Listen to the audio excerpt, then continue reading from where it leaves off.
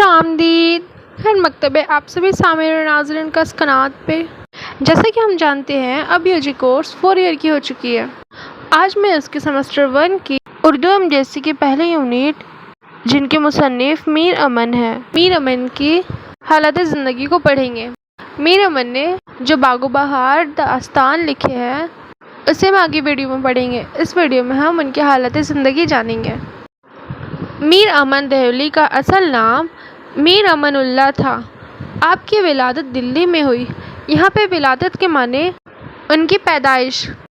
آپ اپنا تخلص پہلے لطیف کیا کرتے تھے لیکن بعد میں میر امن رکھ دیا، اور آپ کے آب و اجداد مغلیہ سلطنت میں بڑے بڑے عہدے پہ فائز تھے۔ یہاں پہ کہہ رہے کہ ان سے پہلے یعنی ان کے والد، ان کے دادا، ان کے والد یہ سب مغلیہ سلطنت بڑے بڑے مقام پہ تھے۔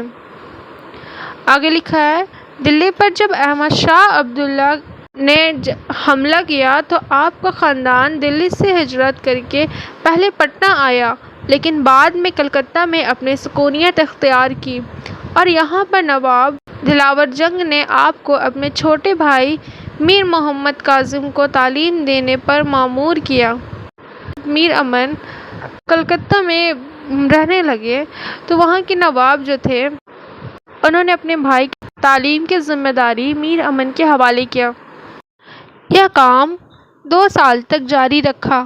پھر میر بہادر علی حسینی کے ذریعے ڈاکٹر جان گلکریسٹ تک رسائی حاصل کی اور فورٹ ولیم کالج میں ملازم مقرر ہوئے۔ یہاں انہیں ترجمہ کا کام ماہانہ 40 روپے کے عوض پر سونپا گیا۔ اب ادبی خدمات دیکھتے ہیں۔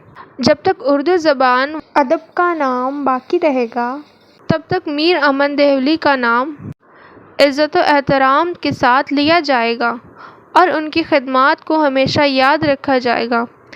میر امن کی سب سے بڑی خوبی یہ ہے کہ انہوں نے فورٹ ولیم کالج میں رہ کر فارسی قصے 4 درویش کا ترجمہ اردو زبان میں باغ و بہار کے نام کے ساتھ کیا اور یہ کتاب بہت مقبول ہوئی۔ باغ و بہار سے ہی دقیق اردو لکھنے کے بجائے عام فہم اردو لکھنے کا رواج شروع ہوا۔ میر امن کی تحریر سادہ، صاف، بامحاورہ ہے۔ سر سید احمد خان نے میر امن کی ادبی خدمات کا احترام کرتے ہوئے لکھا تھا کہ میر امن دہلوی کو اردو نثر میں وہی مرتبہ حاصل ہے جو میر تقی میر کو شاعری میں حاصل ہے۔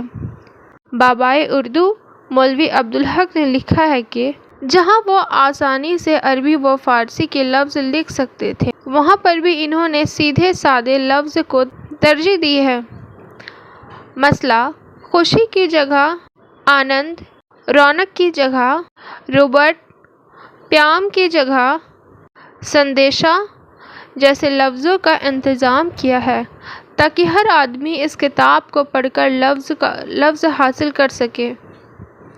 میر امن کی تحریر کردہ باغ و بہار کی سب سے بڑی خوبی یہ ہے کہ اس میں جو 5 قصے پیش ہوئے ہیں، یہاں پہ 5 قصے اس لیے کہہ رہے ہیں کہ اس میں 4 درویش کے قصے ہیں اور جو پہلا بادشاہ آزاد بخش جو رہتے ہیں ان کے بارے میں جو قصہ ہے وہ انہیں بھی ملا کر 5 قصے یہاں پہ لکھتے ہیں۔ اس میں جو 5 قصے پیش ہوئے ہیں وہ آسان اور دلنشین زبان میں ہیں۔ ان قصوں میں اخلاقی رنگ بھی ہے اور حسن و عشق کی داستان بھی، لیکن یہ سب خوبیاں اسی وقت قابل ذکر ہوتی ہے جب قصے کی زبان میں صفائی اور زور ہو۔ میر امن کی زبان اتنی سادہ نہیں ہے جتنی بظاہر معلوم ہوتی ہے، لیکن اس میں خواہ مخواہ رنگینی اور پیچیدگی بھی نہیں ہے۔ ان کے پاس عربی، فارسی اور دیسی ہر طرح کے لفظ کا ذخیرہ ہے اور اسے بڑی خوشی اسلوبی کے ساتھ استعمال کرتے ہیں۔ میر امن کو محاکات اور جزئیات نگاری پر بھی کمال کا عبور حاصل تھا۔